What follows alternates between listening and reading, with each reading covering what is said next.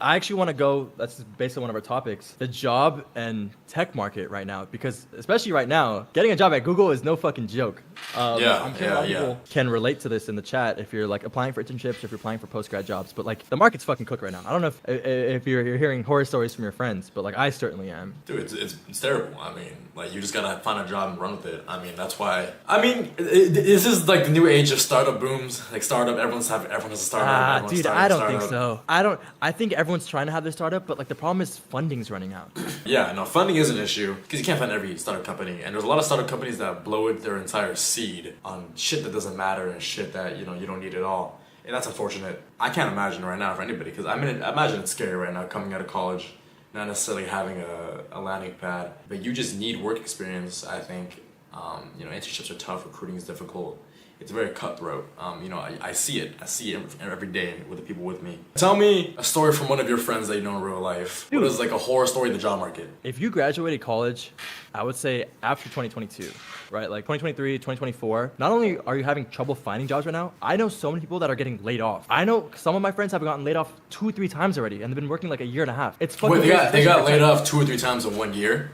Yes, bro. Yes. Two That's or three ridiculous. times in like a year and a half working in tech, because they get laid off, they get hired, they get laid off again, bro. It's the market's fucking cooked, especially for tech. I think what happened is a lot of companies saw the tech boom and the money that they were getting during COVID when everyone was using their products because everyone was at home. They thought that money was gonna last forever, and then now, especially with AI, they're like, okay, well now we don't have the money. Two, we can probably replace a lot of you guys. And so again, I know multiple friends that have gotten laid off 2 or 3 times in the last like year. So that's not a great economy right now as well.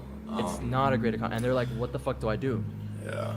It's very difficult. I mean, I think because everyone gets sold this idea of what's gonna happen when you go to college for 4 years, and then sometimes it doesn't happen at all. I mean, if you truly, like the only jobs that are truly always in demand, nursing and any trade. Yeah, like if you're a doctor, if you're a surgeon. Yeah, like you're always gonna if be you're a in demand. lawyer, maybe depending on what you do. Lawyers probably too, just because it's so competitive, and not everybody makes it out. I mean, trades are always looking. It's just difficult for every other field. Like, yeah, I'm sure even consultants and PMs are having a difficult time. Yeah, and because I mean, if the tech companies are running out of money, then who's paying for the consulting? Exactly. It's like yeah.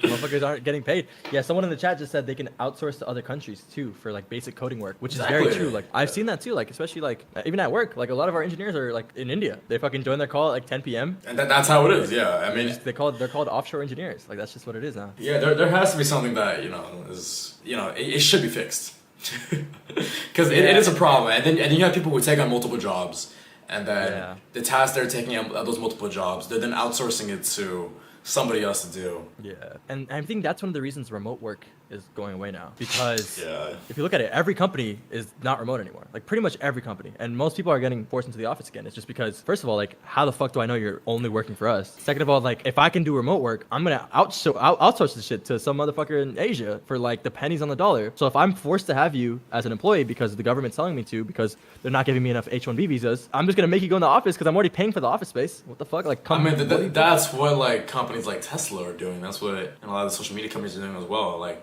I mean, obviously, if you can cut costs for shareholder value, why wouldn't you? If you're the company, exactly right. Obviously, it's shitty for the American economy. It's shitty for us because we get fucked over. But I mean, that's the role of the current. Can you explain all this in basketball terms? I'm slow. Okay, it's like, why would you draft someone from an American college when you could just draft them from Europe for cheaper? They come play a little bit and then they fly back to Europe.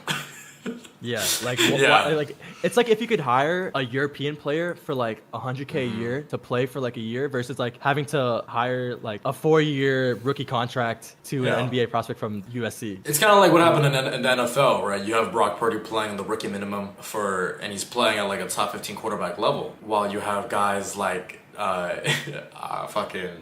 Kirk Cousins getting paid the max of being benched. Yeah, right in the bench. Daniel Jones is another one. Yeah. And I think something that goes into it as well. It is true. The international workers, they are smarter most of the time. Okay, all right. And they are harder work. They are harder working. I just think it's the cultural values as well. Because I mean, here it's healthy, which is good. It's good to have a healthy work-life balance. it's good to be told that your entire life is not slaving for work. But overseas, you're told that your life value and goal is dedicated to what you produce for the company, and you work yourself to the bone. While here, we're a little bit more lost, we're a little bit more of a dreamer. Yeah, there's nothing wrong with that. Also, like the fear factor, right? Because like at the end of the day, we're not gonna get deported. We're from here, right? If you're not working well with an H-1B visa, they're gonna send you fucking back. You're gonna go back to China. You're gonna go back to India, Philippines, wherever they fucking got you from. Yeah, and that's it. It's do or die. And the dollar is worth so much, elsewhere that you can, because like our American dollar is worth a lot. Like you transfer it to another currency, it just comes out a lot cheaper and costs in American dollars for